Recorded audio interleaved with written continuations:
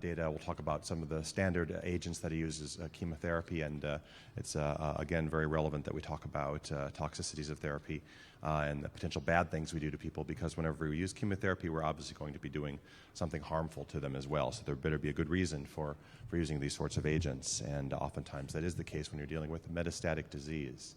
And just to, again, reemphasize what's already been said several times this morning, we really are dealing with a large number of different diagnoses, and I get kind of peeved when I hear that someone goes on radio or something and says, oh, breast cancer is a heterogeneous disease. Well, if you want true heterogeneity, just take a look at these 70 different or more, which also have different molecular subtypes as well, and each one may behave differently. So it's a very complex scenario, and just it really requires this group experience that you get from multidisciplinary groups to really achieve the best result for a given patient. And if anything, we talk about two galaxies of tumors, at least as pertains to soft tissue sarcomas. You've got your GIST and your things that are not GIST. The GIST are the ones that don't respond to standard chemotherapy. In other words, cytotoxic chemotherapy, things that are there to damage DNA and things like that. And they really are quite distinct in that having their good results with molecularly targeted therapy, as you heard this morning. And then we've got the non-GISTs as well. Some of those will respond to some of the same targeted agents, and I'll mention those at least briefly over the course of the talk here. But this reasonable way of parsing this, because as I just mentioned, it's basically these are sarcomas that are either not responsive or responsive to cytotoxic chemotherapeutic agents. Now that we're entering this era of kinase-targeted therapy, GIST has stood out as very exciting, and now everybody wants to treat GIST because people do so well with these drugs, and the non-GIST are the ones that are now suffering because we really have not been able to find nearly as many agents for most of these diagnoses as we have for GIST and some very selected other sarcoma subtypes. So again, GISTs have been targetable because of their very significant dependence on the KIT signaling pathway, whereas the other tumors have not. And so some of these that also fall into the targetable category are shown above here, just really with abbreviations because the names end up being so long. It's kind of difficult. Tenosynovial giant cell tumor, dermatofibrosarcoma protuberans, perivascular epithelial cell tumors, the Ewing's family of tumors, myxoid and round cell liposarcoma, solitary fibrous tumor, hemangioparasitoma, and angiosarcoma. All of those have been sarcomas in which we've had some luck with some of these same targeted non-DNA damaging agents that we've used for GIST. Whereas some of the others where we're still struggling are a lot of the sarcomas that occur in adults, and those are the undifferentiated pleomorphic sarcomas, the former diagnosis of MFH, the leiomyosarcomas, and well-differentiated and dedifferentiated liposarcomas. Still very frustrating to us, even though we've had some luck with systemic cytotoxic chemotherapy. All right, so we're going to divide these up now. And this is a slide I could have shown you around 1990 as well, so 20 years ago, about the best drugs we have for as cytotoxic agents for soft tissue sarcoma, and oftentimes some of these drugs are used for bone sarcomas as well. Go to latermycin, which has been around since the early 1970s, ifosfamide and dacarbazine. All these agents are used to some degree, but you can see there with the response rate, the response rate is defined as the number of people in whom we're getting a 50% shrinking of tumor or more, a really dramatic result. So unfortunately, we have not been able to achieve very much for these patients overall. I mean, we may see minor degrees of shrinking, but the responses are relatively modest and they're not very long-lived. You're lucky if someone will stay on chemotherapy for 6 to 12 months before they show signs of progressing. So we're still quite frustrated when the tumor has recurred and we need to give chemotherapy. Well, not having anything better to do, we start combining drugs, and this is something that medical oncologists do all day, and can you combine this with that, and we debate over the potential side effects. The general concept is that you don't want to have side effects that overlap, because if you do, you can run into trouble. And so the combinations that you use are more typically these days just the doxorubicin and ifosfamide combination. Some people may be familiar with the MAID combination, but the dacarbazine doesn't add a whole lot for people except for bone marrow toxicity, so we tend not to use that. In terms of other agents that we use, gemcitabine and docetaxel, two drugs that were both approved in the 1990s, do have some activity in particular sarcomas such as leiomyosarcoma and this UPS or malignant fibrohistiocytoma diagnosis, and they are quite a bit less toxic for most people when administered carefully than the regular old stuff, the doxorubicin-based therapy. So these are just some survival curves just showing how people do in terms of these agents. And over here on the left, you see this is a study of doxorubicin versus the combination of, this is mitomycin, doxorubicin, and cisplatin, and then doxorubicin and ifosfamide. And, there may be some differences here, but there isn't a whole great, they're not a lot better in terms of overall survival when you're getting one drug versus another. And this really was not statistically significantly different. However, in those people who were younger, there was, at least in this particular study, some evidence that the doxorubicin ifosfamide arm may have been better than, it's not really showing here very well, may have done better than the people getting doxorubicin alone. And this relates to one very specific diagnosis that you see, or one or two diagnoses that you see under age 40, which are synovial sarcoma and myxoid and round cell liposarcoma. Those are two subtypes that we know are sensitive to chemotherapy, and this is where the surrogate of using age, another of the variables that Dr. Brennan has mentioned this morning, can be important in helping you pick and choose the right patient for the right therapy. There's another study from Anthony Elias and Karen Antman from Dana-Farber in Boston, which looked at the combination, the addition, I should say, of ifosfamide to the standard doxorubicin dacarbazine backbone that was used commonly in the past. This came from the so-called Cyvatic regimen that was developed at MD Anderson. And in this study, they compared the addition of ifosfamide to the other two drugs, so 3 drugs versus 2, and the response rate was higher, progression-free survival rate was greater with the 2 drugs, but the overall survival was actually, interestingly, better in the control group. So pretty clearly, no great shakes for the addition of ifosfamide to the standard doxorubicin backbone. And as a result, doxorubicin, at least in Europe, is a good standard of care as a first-line therapy for people who have metastatic disease. In the U.S., people seem to use more of the combination, the doxorubicin and ifosfamide, and we basically suggest being practical about things. There aren't that many drugs that are approved for use in sarcoma, and so if someone is not having symptoms, it's probably better to go one drug at a time because there does not appear to be any specific synergy between any of these 3 drugs here. This is, again, showing that the people, interesting people over age 50 in this particular study did better, interestingly, than those under age 50. So this, another randomized study that's been performed looking at 1 versus 2 agents, or the addition, I should say, of one agent more compared to another agent, comes from a backbone that was developed by Marty Hensley, who first studied this gemcitabine docetaxel combination specifically in uterine leiomyosarcoma. She admits that it wasn't really great rationale. It was just another drug on the list of things they needed to test in women who had uterine leiomyosarcoma through the GOG, the Gynecological Oncology Group, and also in a single institution study from Memorial. And based on this phase 2 data, we went ahead and performed a phase 3 study comparing the 2 drugs versus the 1 drug alone. And this study showed that the combination was actually superior to the single agent, in particular for MFH leiomyosarcoma and these 2 other subtypes such as pleomorphic liposarcoma as well as pleomorphic rhabdomyosarcoma than the gemcitabine alone. And this is one of the few studies, if any, that's shown a survival advantage to a combination. We use a Bayesian design similar to some of the concept that Dr. Brennan was mentioning earlier this morning about some of his databases, in that you would basically select or you would change the odds of receiving one treatment versus the other treatment based on what happened to the people previously. And as the study went along, we basically informed the randomization so that by the end of the study, people were being randomized more and more to the combination arm because it was better.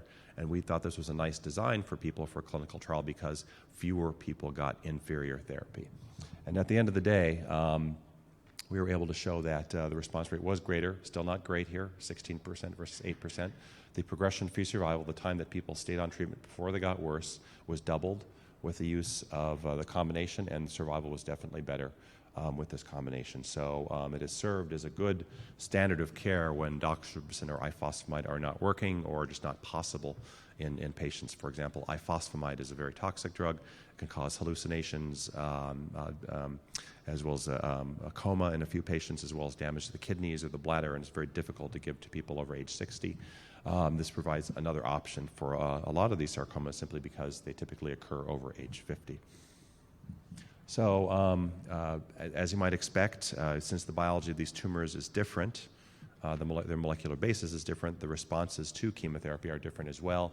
And over the years, we've been able to assemble a list of drugs that work for different diagnoses. So leiomyosarcoma, dacarbazine, and part of that MAID combination is active in leiomyosarcoma specifically. There are very few other subtypes, if any, that respond to that drug. Temozolomide, as a result, as an oral version of dacarbazine, is active. Angiosarcoma is unique, relatively speaking, in its response to taxanes, in other words, docetaxel, paclitaxel. Some of the newer drugs, such as Abraxane, have not been well tested in angiosarcoma yet. But we'll see if that happens relatively soon. Myxoid and round cell liposarcoma, again, a diagnosis that occurs in younger people as opposed to some of the other diagnoses that occur in people over age 50. This particular sarcoma is very responsive to this drug, trabectedin ET743. This is a drug approved in Europe for second and third line and worse progression of disease for people with any sarcoma. But most of the benefit is seen for this very specific diagnosis. The drug is only available on expanded access, and if there's a need for it, I can point you in the right direction for getting it. Ewing sarcoma and rhabdomyosarcoma, these pediatric tumors respond to topoisomerase 1 inhibitors, so things like irinotecan and topotecan. And again, they're relatively unique in terms of their response to that family of drugs. Synovial sarcoma and MPNST can possibly respond to cisplatin.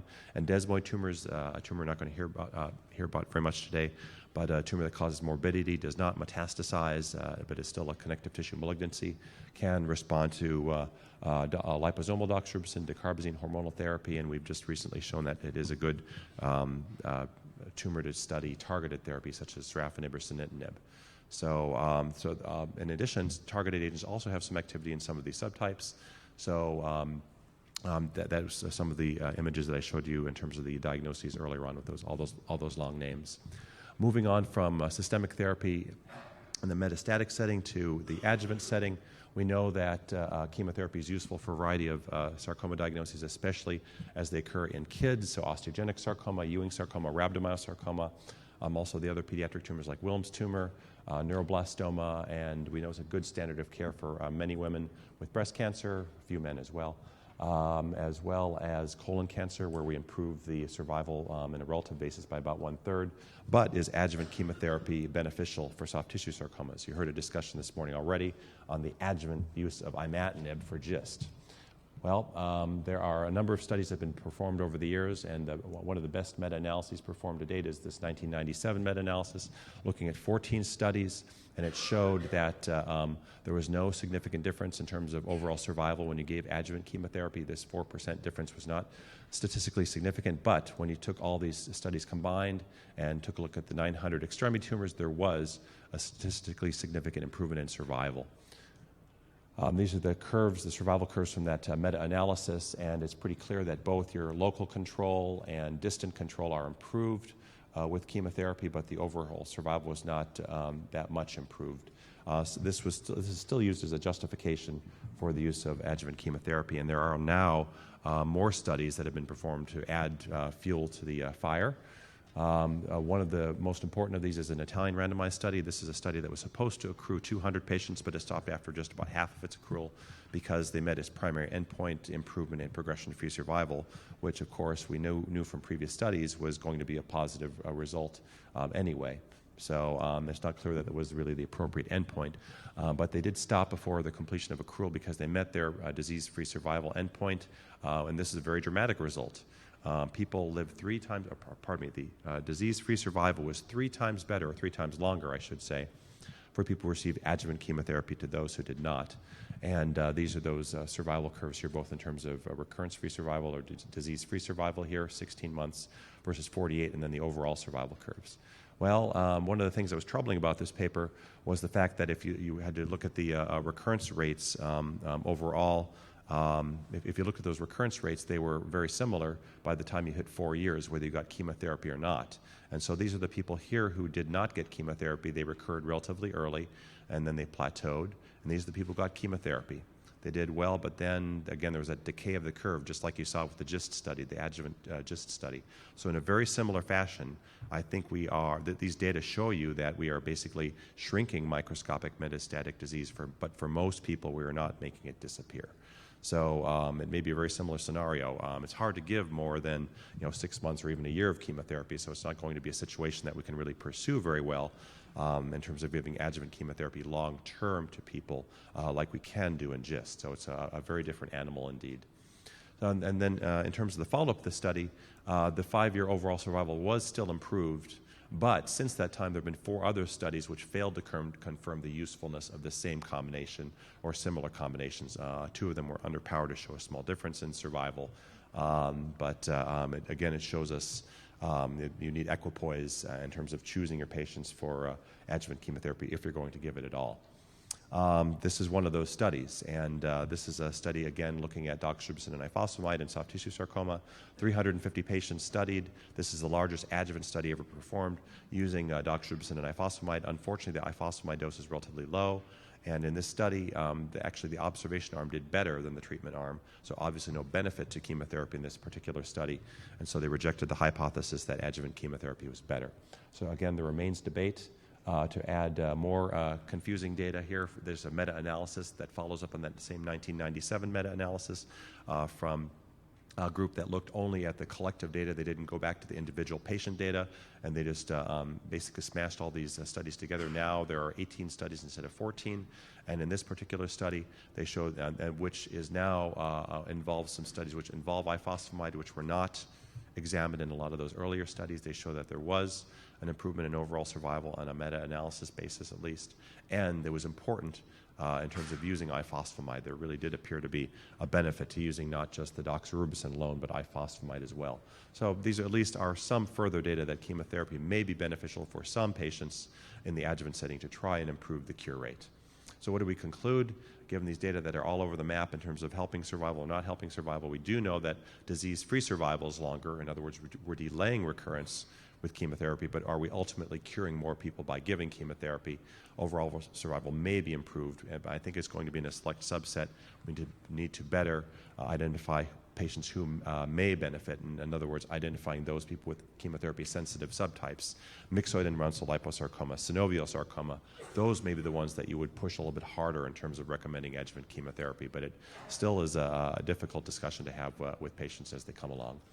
Now, this is the list of our attempt to escape cytotoxic chemotherapy agents. Again, some of those diagnoses that were mentioned at the beginning, a lot of these diagnoses will respond either to a greater or lesser extent to some of these new targeted agents. And I've indicated in dark, the darker the lettering here means the stronger the evidence that we think there really is a very good result with certain targeted agents. So you see lots of IBs there, the standard nomenclature for using small molecular inhibitors of tyrosine kinases and other kinases uses IB. Sirolimus is a drug used for transplant. It's a TOR inhibitor, and is very useful for this diagnosis, perivascular epithelial cell tumor. And now we've found an increasing list of diagnoses that can respond to imatinib, just like GIST does, or to some of these other agents as well. I've also included down here myxoid and renal cell liposarcoma and ET743, even though it is not a classic molecularly targeted inhibitor, but rather a relatively large molecule that's derived from a marine creature.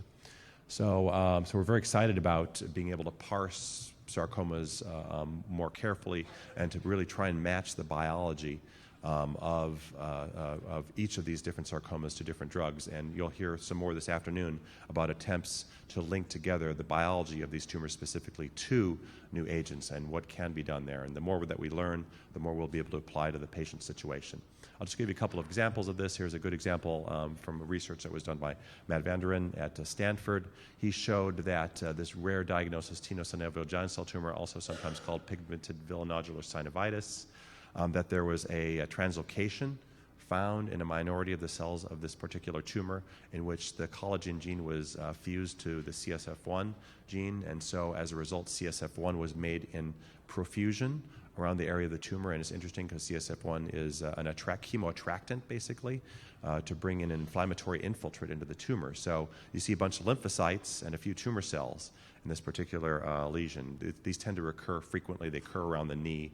And they were careful in terms of their analysis because only a few of these cells were really the true tumor cells. And we knew from other biological experiments that imatinib, Gleevec, It not only blocks the KIT molecule, but it also blocks PDGF receptors. It also happens to block the CSF1 receptor. So, once you've got peanut butter in my chocolate, or you've got chocolate in my peanut butter, but you put the two together, and you end up with a nice response. And this is shown here with an elbow PVNS basically going away at 5 months. They also they fulfilled Cox postulates with this particular patient. They stopped the drug after a period of time, and the tumor came back.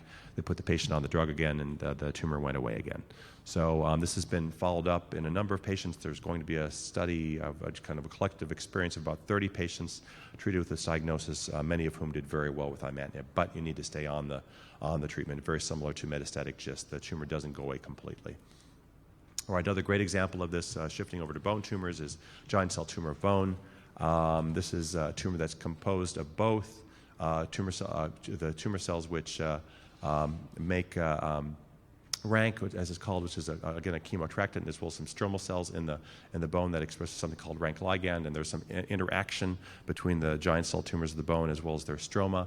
And remarkably, there has been a compound recently called denosumab, which is getting approved for both use in osteoporosis as well as metastatic disease to bone, which blocks rank ligand binding to the rank receptor. And a study was performed, led by David Thomas in Australia, looking at this particular agent, this compound from Amgen, in which you did a loading dose, gave loading doses of this antibody against the rank ligand, and then gave more maintenance therapy afterwards. And these were people who had difficult tumors to remove. These tumors can occur in many bones of the body, but you can imagine that the tumors that occur in the spine or the pelvis would be more difficult to remove and eradicate completely, which is in fact the case. And sometimes these will metastasize. And these tumors, the drug causes both shrinkage of tumor as well as bone formation. As well as a relief of symptoms. So it's pretty clear that this is an active compound for this very specific diagnosis, all based on the molecular biology of the tumor that's involved. Again, just showing nice mineralization of bone in an area that had tumor, and now you get bone. All right, so there's lots of pictures there. So one last example, which Jonathan may get to this afternoon, as well as solitary fibrous tumor and IGF-1 receptor inhibitors. This was a interesting finding from a clinical trial, or a couple of clinical trials. We do know that solitary fibrous tumors express a ligand called IGF-2, insulin-like growth factor 2, which binds and signals through something called the insulin-like growth factor 1 receptor, IGF-1 receptor. And in fact, there are patients who present with hypoglycemia occasionally with these tumors. These tumors can arise from the pleura as a 20 or 25 centimeter mass. They grow very slowly, but someone presents with hypoglycemia. You cut the tumor out and the hypoglycemia goes away, as does the high level of IGF-2. There are no mutations seen in this gene, but there appears to be overexpression of IGF-2 in HPC. And lo and behold, you apply an IGF-1 receptor inhibitor and block the signaling of IGF-2 to its receptor, and tumors shrink. And here's a very dramatic result from a single patient treated up in Boston in a phase 2 clinical trial with a combination of both sixatumumab, which is an IGF-1 receptor inhibitor, as well as everolimus. And then here's a single agent causing some improvement in a tumor in a patient studied in Milan. So a very interesting link of biology, and in retrospect it does make sense, but it really wasn't recognized until you saw the clinical responses.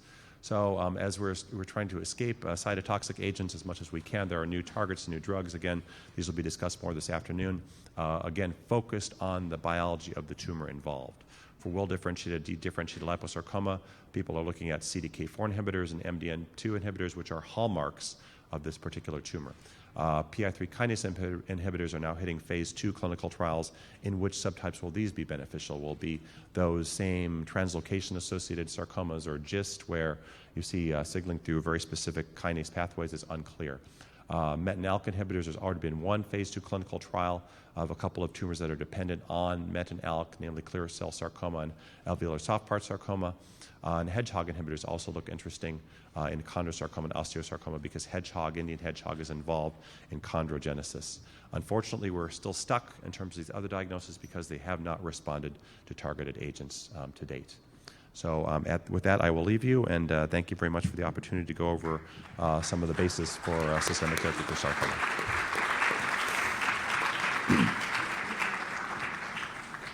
We have time for 1 or 2 questions before we break for lunch. Dr. Maki, One of the things that I think we struggle with now is monitoring response to our treatments, especially as we move toward use of more targeted therapies. Our traditional methods of measuring response using size on CT scans may not be as good. So what are we doing now to see how these patients are responding to targeted agents? Well, CT still ends up being okay, I guess. I mean, just has been shown in the GIST literature, you may not see overt tumor shrinking, but progression-free survival, and the tumor stabilizes at least. A lot of these drugs are not cytotoxic, and all they may do is inhibit the cell cycle and freeze the tumor in place, basically. That being said, you may not, you just therefore just don't look at the response rate. You look at things like progression-free survival, use a different endpoint to try and monitor whether somebody's doing well or not. A lot of the old literature, however, is not geared towards understanding what that progression-free survival rate might be. And so we don't have a lot of data on that question, and so it's been a little bit harder sell to try and use that as a new metric or newer metric of how we're doing for patients. But it's increasingly gaining credence. And it is the qualitative, the appearance of the tumor as opposed to just the size helpful? For It example, can be. demonstrating necrosis? Yeah, it can be, and again, just as a very good example, you have liver metastases that liquefy, and that loss of contrast enhancement really can be considered tantamount to a response. It has happened with a few of these other targeted agents as well. The PCOMAs and TOR inhibitors is a good example, or the IMT patients who responded to crizotinib, the ALK inhibitor, you've seen that same thing happen. But oftentimes, if you wait long enough, there will be some overt tumor shrinking that occurs. And it may be that just that the tumor cells are also dying by a different mechanism as well. We don't know if they're dying by apoptosis or whether it's more of a senescence mechanism, and the body may not recognize senescent cells as opposed to apoptotic cells and cleaning up the mess. So still a lot of things we need to determine in that respect. Thank you. Dr. Wanaba. Yeah, very nice presentation. Certainly a challenging area. I remember many years ago observing some of the pediatric oncologists and the responses they would obtain in many of these children with the rhabdo sarcomas and things of this sort. And I recognize these are different worlds.